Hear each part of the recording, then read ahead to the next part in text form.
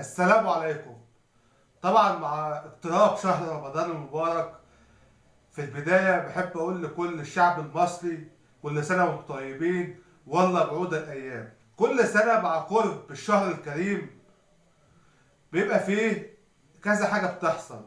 طبعا احنا عارفين ان هو شهر الصوم والعبادة والصلاة والتقرب من ربنا، وهو ده الهدف الأساسي من الشهر الكريم. بالإضافة إلى أن هناك عادة تانية، وهو فكرة مشاهدة المسلسلات في أوقات الترفيه والتسلية والكلام من ده، مع أن الهدف الأساسي أصلا هو العبادة. كل ده مفيش فيه مشكلة، كل واحد بيعمل اللي هو حر فيه ما لم يضر. لكن ما أثير الجدل من امبارح والنهارده ولفت نظري، مش ان الناس هتشاهد مسلسلات، لان ده الطبيعي ان بيحصل كل سنه، واحنا بنشاهد بعض المسلسلات، كل ده مفيش فيه مشكله. لكن لفت نظري تلك الصوره التي اصبحت الاكثر تداولا في مصر وفي المنطقه كلها. مين ديت اللي في الصوره دي؟ طبعا الفنانه الشهيره منى زكي.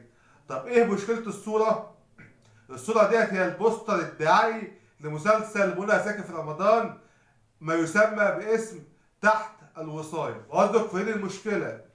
طبعا من أول ما تلفت نظرك الصورة هتكتشف إن الصورة هي لامرأة محجبة. برضك فين المشكلة؟ يبان على وشها العبوس والهندمة، وجه غير مهندم وعابس والحواجب تقيلة وتكشيرة تجيب آخر الدنيا. الهدف من تلك الصورة، وهل الحجاب لها علاقة؟ مبدئيا كده ان الست تتحجب او ما تتحجبش هي حرة، لان ده بينها وبين ربنا. لكن كلنا عارفين ان الحجاب فريضة على كل مسلم، وبرضه ده كلام في الدين انا ماليش دعوة بيه. كل واحد عنده عقل وعنده فكر وبيقرا وعارف ان الحجاب فرض، وان الست تلبسه او ما تلبسوش ده هي حرة فيه ما لم تضرني، والحساب بقى بتاعت ربنا. لكن انا لفت نظري حاجه تانية، هل العبوس وعدم الهندمه والشكل القبيح وان الحاجه تبقى كده، هل ده له علاقه بالحجاب؟ السؤال وهي دي الفكره. يا جماعه، الشكل الغير لائق او ان حد ما يبقاش مهتم بنفسه ده ملوش علاقه بالحجاب. ياما في ستات غير محجبات شكلهم غير لائق وغير مهندم، وياما ستات بالحجاب شكلهم غير لائق وغير مهندم، وياما في ستات بالحجاب تشوفهم طول وجهها، وفي ستات غير محجبه برضه شكلها لائق ومهندم بدون الحجاب.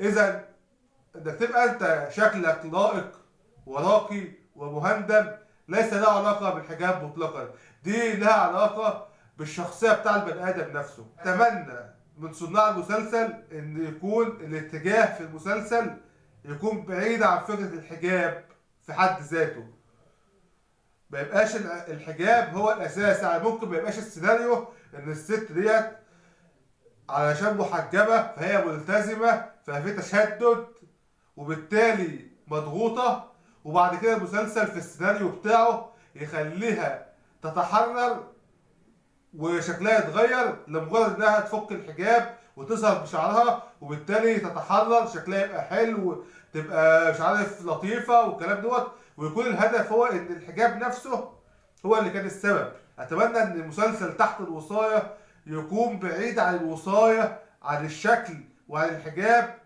لان الكلام دوت ملوش دعوه بالبني ادم نفسه، ده له دعوه بربنا. انك تتحجب او ما تتحجبش دي حاجه ترجع لك. ما كنت لا بحث هو ان الحجاب فريضه على كل مسلم.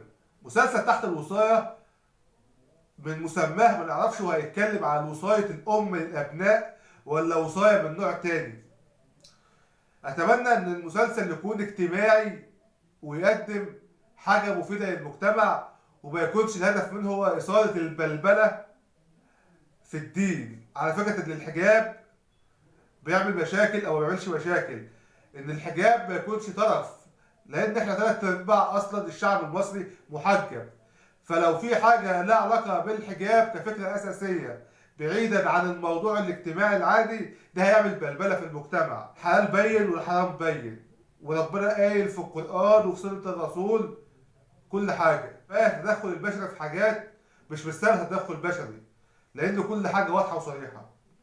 اتمنى ان الصوره اللي احنا شايفينها ديت ما تكونش الهدف منها هو فكره ان الحجاب هو السبب في هذا الوجه العبوس والوجه الغير مهندم وتلك الضغوط اللي ملت الوجه من كتر العبوسيه، ويكون الهدف تاني خالص مختلف عن كده، ويكون مثلا الشكل دوت طالع بسبب ان هناك مشكله اجتماعيه بيحاولوا يلاقوا لها حل وبالتالي يفيد المجتمع. ما يكونش الهدف مرة تانية وتالتة ورابعة يكون الحجاب في حد ذاته. وجهة نظري، واللي مش وجهة نظر أصلا، ده ديننا اللي بيقول الحجاب فريضة على كل مسلمة. لكن إنك تلبسي الحجاب أو ما تلبسهوش أنت حرة طالما ما بتضرنيش، وده بينك وبين ربنا. شكرا جزيلا، والسلام عليكم ورحمة الله وبركاته.